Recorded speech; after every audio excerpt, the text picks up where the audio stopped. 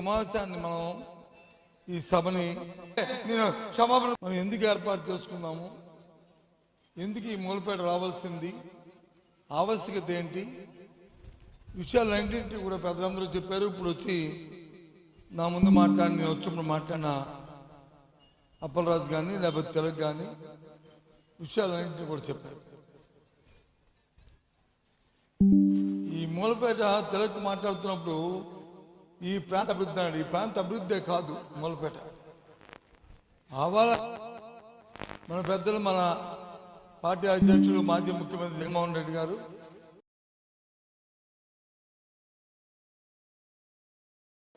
ఈ రాష్ట్రంలో 3 ప్రభుత్వ పోర్టుల్ని, ఒక ప్రైవేట్ పోర్ట్ని మచిలీపట్నం కానీ లేకపోతే రామాయపట్నం కానీ మూలపేట కానీ వీటిని పెట్టడానికి కారణం ఈ రాష్ట్రం ఎగుమతుల్లోనూ దిగుమతుల్లోనూ ఆర్థికంగా అభివృద్ధి చెందాలని, ఏదైతే సుదీర్ఘమైన తీరం ఉందో, సముద్ర తీరం ఉందో దాన్ని వినియోగించుకోవాలని, ఆ ప్రాంతాల్లో ఉన్న ఎవరైతే మత్స్యకారులు కానీ, సామాన్యులు కానీ, రైతాంగం కానీ, రైతు కూలీ కానీ తద్వారా అభివృద్ధి చెందాలని ఆ రోజు ఒక దూరదృష్టితో ఆయన నిర్ణయం తీసుకొని ఇవాళ ఈ మూలపేట పోర్టుని ఆ రోజు శంకుస్థాపన చేసి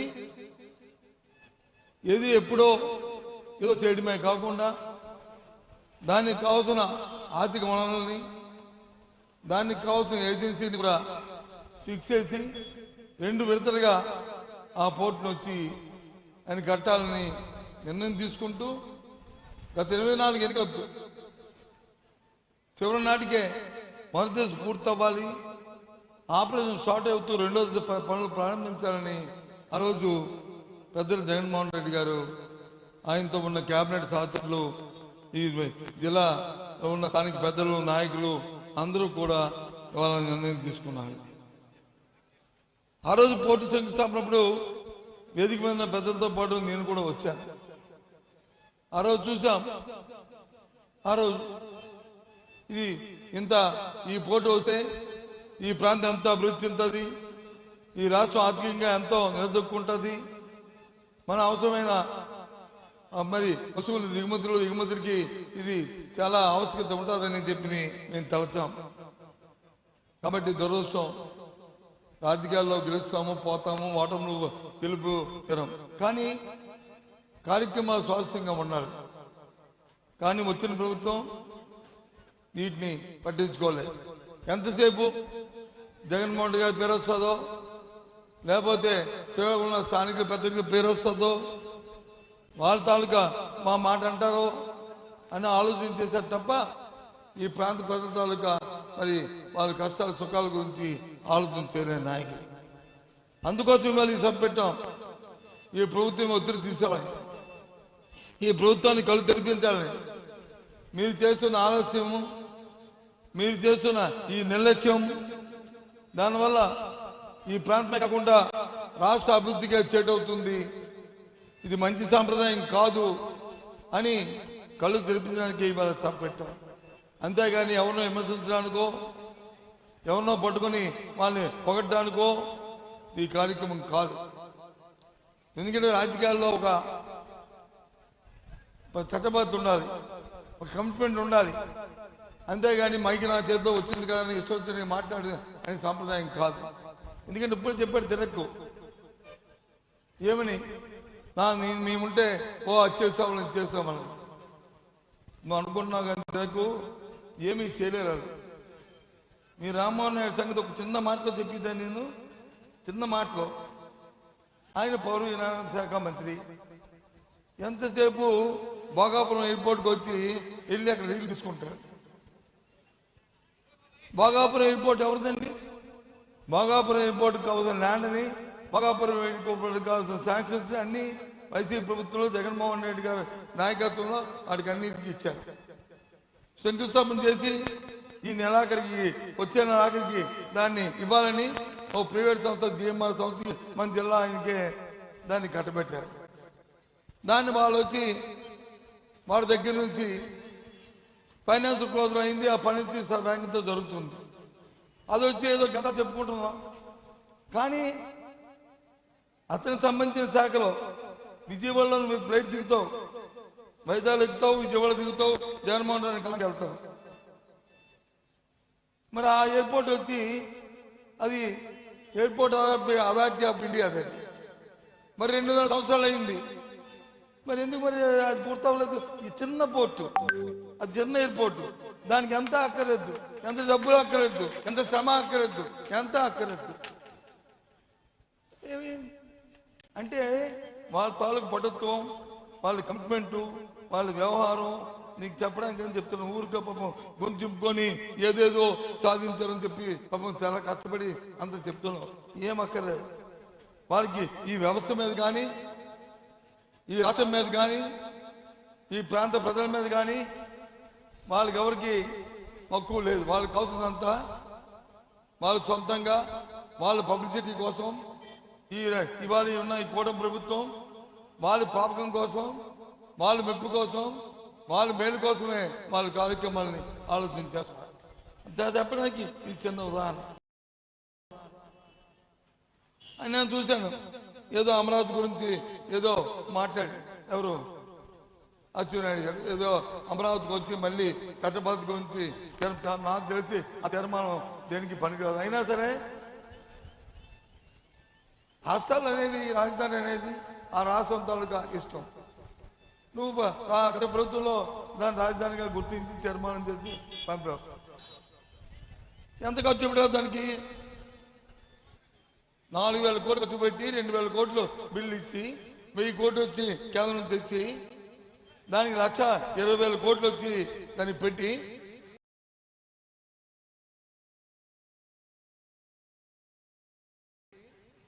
మరి నీ 5 సంవత్సరాల్లోనే 2,000 కోట్లు ఖర్చు పెట్టి 2,000 కోట్లు బాకీ పెట్టి వెళ్ళిపోతే ఇన్ని సంవత్సరాల్లో అది కంప్లీట్ అవుతుంది. నిజంగా రైతుల పట్ల కానీ నీకు సొత్తుంటే, అలాగే ఈ రైతుల పట్ల కానీ నీకు సొత్తుంటే,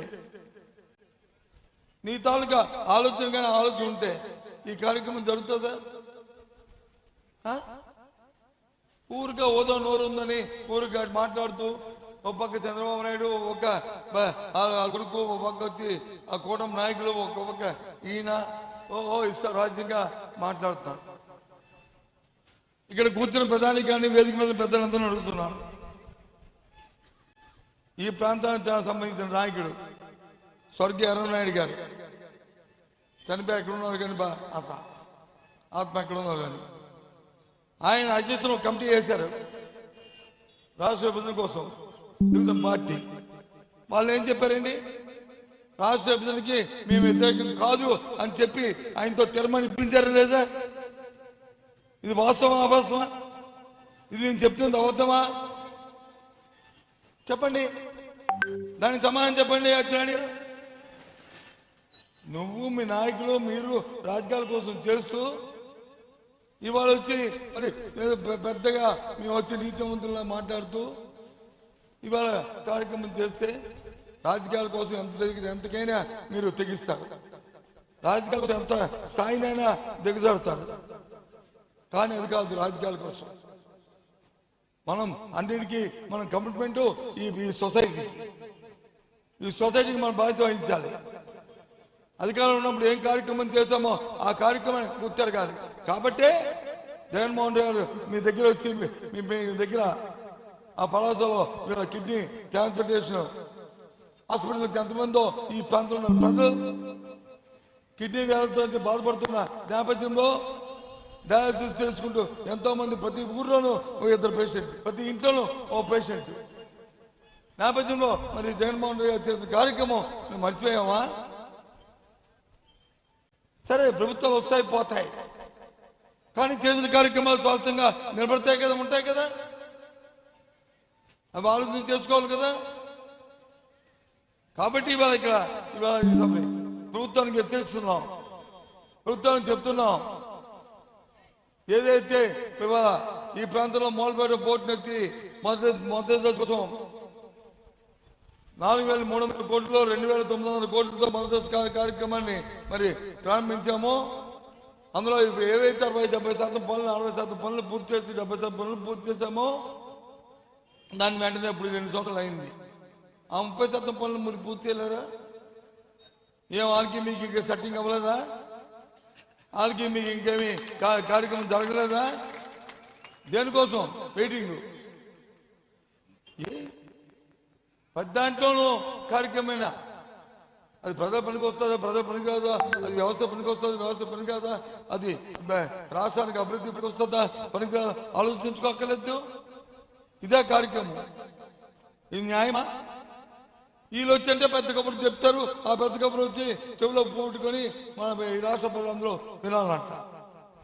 ఇది నాయకత్వం. నాయకత్వం ఆలోచన చేయండి. ఒక విషయాన్ని వేదిక నుంచి ఆ టీవీ ద్వారా అడుగుతున్నాను.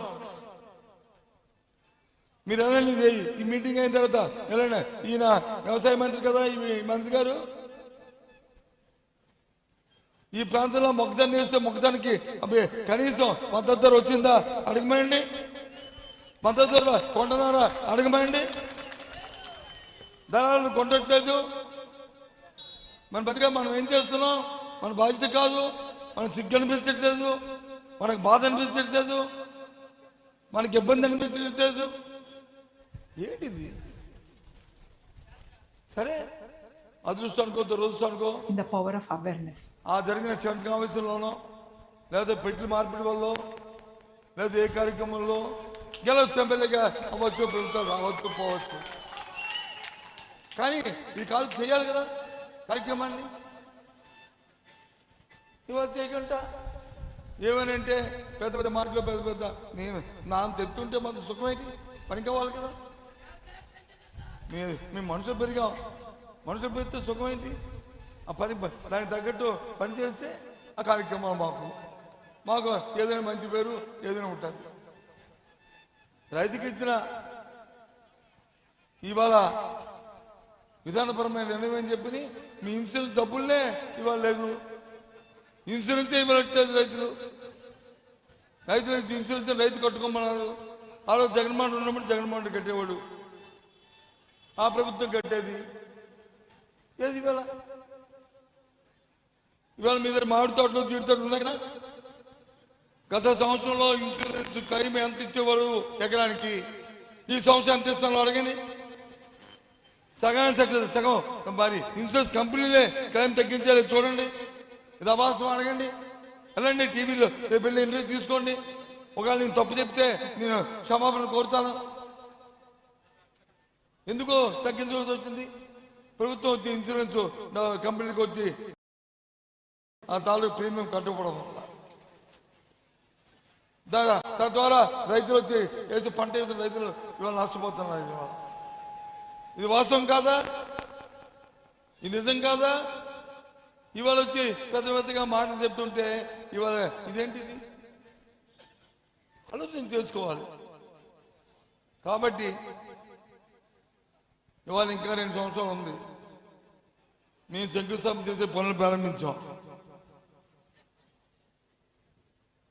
అచ్చెన్నాయుడును మన ఏం పేరు మన రామ్మోహన్ నాయుడిని మాట్లాడుతుంది. చంద్రబాబు నాయుడు ఆలోచన బాగలేదు. చంద్రబాబు నాయుడు ఆలోచనే దోపిడీ. మా ఇంటికి వస్తే ఏమిస్తాం, మీ ఇంటికి వస్తే మా ఇంటికి వస్తే ఎంత వేస్తాం, మీ ఇంటికి వస్తే ఏమిస్తాం అంటారు. వీళ్ళు ఏం చేస్తారు పాపం? వాళ్ళకి ముందు సెట్ అయితే అప్పుడు ఇక్కడ సెట్ అవుతాయి, లేకపోతే సెట్ అవ్వవు. ఇవాళ ఈ కార్యక్రమాలు ఈ రకంగా జరుగుతున్నాయి. కాబట్టి ఆలోచన చేయమని కోరుతున్నాను. ఈ ప్రభుత్వానికి మీకు ఇంకా నిండా 100 ఏళ్ళు, ఇంకా 2 సంవత్సరాల టైం ఉంది. కనీసం ఆ మొదటి పెడతా ఆ కార్యక్రమం చేయండి. చేసి అప్పుడు 2 విడతకి వెళ్తే కనీసం అదేనా పూర్తి చేసుకునే ఒక పేరైనా ఉంటుంది. అది ప్రారంభిస్తే అంతేగాని ఎవరికో పుట్టిన పిల్లలకు వచ్చి పేరు పెట్టుకుందాం అనుకుంటే అది చాలా తప్పు. అది మంచి సంప్రదాయం కాదు. పెంచుకో, తప్పులేదు. పలానా పిల్లల్ని పెట్టుకున్నాను కానీ పేరు పెట్టుకోవద్దు దయచేసి. అది నా రిక్వెస్ట్. ఇది నా విమర్శ కాదు ఇది. ఎందుకంటే రాజకీయాల్లో ఒక మాటని దయచేసి అందరికీ మనం చేస్తాం. ఎవరినైనా పొగడొచ్చు, ఎంతైనా పొగడొచ్చు, ఓ ఇంద్రుడు చంద్రుడు దేవేంద్రుడు అని అనొచ్చు. ఎవరినైనా విమర్శించామంటే అది ఉట్టిపోదు, ఆ విమర్శ మళ్ళీ మనకు వస్తుంది. కాబట్టి జాగ్రత్తగా విమర్శించాలి. కాబట్టి నేను జాగ్రత్తగా ఆలోచించుకునే విమర్శిస్తున్నాను, చెప్తున్నాను, ఆలోచించుకొని చెప్తున్నాను. కాబట్టి ఆ పేరు తెచ్చుకోవడానికి కనీసం ఈ వెంటనే పనిచేయండి. ఏంటి అడుగుతున్నానండి, ఈ వేదిక మీద ఉన్న వాళ్ళందరం కూడా మాజీ మంత్రులు, ఒక మాజీ శాసనసభ్యులు, లేకపోతే ప్రెసిడెంట్ ఉన్న ఎంఎన్సీలు, లేకపోతే జిల్లా చైర్మన్లు, లేకపోతే జిల్లా అధ్యక్షులు, అంటే ఎంతో కొంత బాధ్యత ఉన్న వ్యక్తులు, అంతేగాని బాధ్యత విస్మరించిన వ్యక్తులం కాదు, ఏదో చట్టాన్ని చేతితో తీసుకున్న వ్యక్తులం కాదు. మీ పోటీ చూస్తామంటే మీకేంటి బాధ? పోనీగో 50 మంది 70 మంది అడుగుతున్నారు, కాదండి ఒక 20 మంది రండి, 25 మంది రండి, వెళ్ళండి అని చెప్పచ్చు కదా. మీరు ఎందుకు చెప్పలే? ఏంటి బెరుకు? ఏంటా బెరుకు? ఏంటా కార్యక్రమం అంటే ఏంటి? మేము చట్టాన్ని చేర్చుకునే వ్యక్తులు కాదు. మేము గౌరవంగా మర్యాదగా ఇవాళ రాష్ట్రంలో పరిపాలిస్తున్నారు పార్టీకి చెందిన వ్యక్తులు, బాధ్యత వ్యక్తులు. కానీ ఇదేంటిది? మీరు వచ్చంటే నీకు చెప్తారంట. ఆ కుటుంబంలో నాయకులు వచ్చి చొక్కా చెప్పుకొని అది ఆవేశపడిపోయి ఊగిపోయి ఇష్టం మాట్లాడారు. ఇప్పుడు ఏమైంది? ఊగిపోవడం ఎందుకోసం మీరు మమ్మల్ని అన్నికంటే ఆపుతున్నారు? ఎందుకోసం మీరు మమ్మల్ని వచ్చి అక్కడికి వెళ్తే మీకు వచ్చిన ఇబ్బంది ఏంటి? ఒక 25 మంది వెళ్ళి మేము చూసి వస్తే తప్పేంటి? మీకేంటి నష్టం చెప్పండి? ఈ ప్రభుత్వానికి వచ్చిన ఇబ్బంది ఏంటి చెప్పండి? ఒకవేళ ఏదైనా తప్పు జరిగితే అక్కడ దాని బాధ్యత వహిస్తాం కదా, మేము బాధ్యతగా మనుషులమే కదా. కానీ లే, ఏమేనంటే ఇగో చట్టాన్ని చేతితో తీసుకున్నారు, అది ఇది అని వాళ్ళు ఎక్కువ మాటలు చెప్పడానికి. ఇది ఇవాళ ఈ ప్రభుత్వం తాలూకా పనితీరు. ఎంతకాలం చంద్రబాబు నాయుడు గారు ఇలాంటి పరిపాలన చేస్తావు? భయంతోని బెరుగుతోని భయంతోని ఎంతకాలం పరిపాలిస్తావు? నీ వెనకాల తందాలంటే తందాలంటూ ఇంకో 2-3 తయారయ్యారు. వాళ్ళు నీ మాటలు వచ్చి కింద పడిపోకుండా మీ 20 సంవత్సరాలు 30 సంవత్సరాలు 50 సంవత్సరాలు ఉందామని అంటే ఎంత భయం ఉందో ఆలోచించేయండి. ఎప్పుడైనా తప్పు చెడి అధికారులకు వచ్చేస్తాడు ఎంత భయంతో ఉన్నారో ఆలోచించేయండి. మీ తాలూకా మీ మనసులో ఉన్న మాటలే, మీ బాధనే, మీ భయమే మీ మాటల్లో చెప్తుంది, మీ ముఖాల్లో కనిపిస్తుంది, మీ వేష భాషల్లో కనిపిస్తుంది. ఎందుకంటే మీరు చేస్తున్న పనులవి ప్రజావ్యతిరేకమైన విధానాలు అవలంబిస్తారు. ఏదో సూపర్ 6 అన్నారు, సూపర్ 6 సూపర్ 8 ఏడు సూపర్ 8. కనీసం ఓ పేదవాడికి వచ్చి ఓ పెన్షన్ ఇచ్చిన పాపాల పోలని తీరుబడి నువ్వు వచ్చి సూపర్ 6 సూపర్ 8. నిన్న పెద్ద అడ్వర్టైజ్మెంటు 2 లక్షల ఇల్లు. ఎవరు చేశారు బాబా 2 లక్షల ఇల్లు?